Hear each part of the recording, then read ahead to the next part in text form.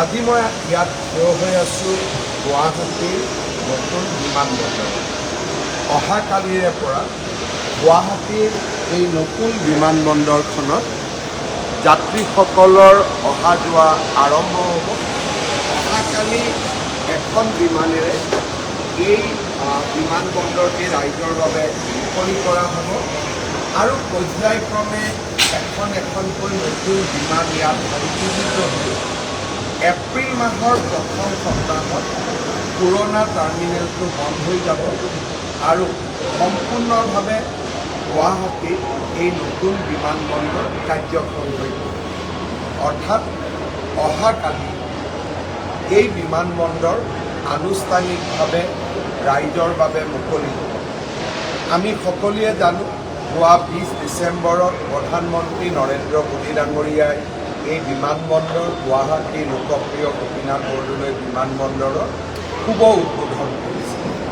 অহাকালিৰ পৰা ই শুভ কাৰ্যক্ৰম অৰ্থাৎ এফেক্টিভলি ই ৰাইজৰ বাবে মুকলি কৰা হ'ব।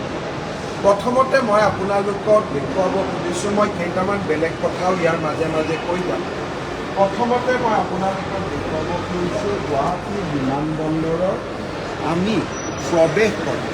অৰ্থাৎ আমি যদি গুৱাহাটীৰ পৰা কোনোবা স্থানলৈ যাব খোজোঁ, ডিপাৰেচাৰ প্ৰথমতে আমি এই দৃশ্য দেখা পাওঁ।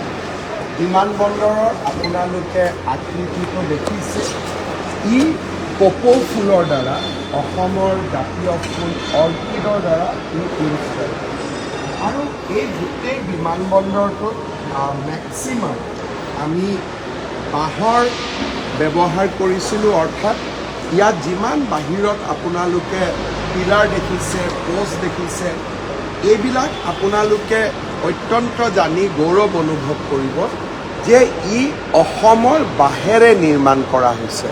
অৰ্থাৎ এই যে গোটেই কপৌ ফুলৰ গোটেই ষ্ট্ৰাকচাৰটো দেখিছে, ই বাঁহেৰে আমাৰ অসমৰ বাৰীত পোৱা বাঁহেৰে এই গোটেই বিমানবন্দৰটো নিৰ্মাণ কৰা হৈছে।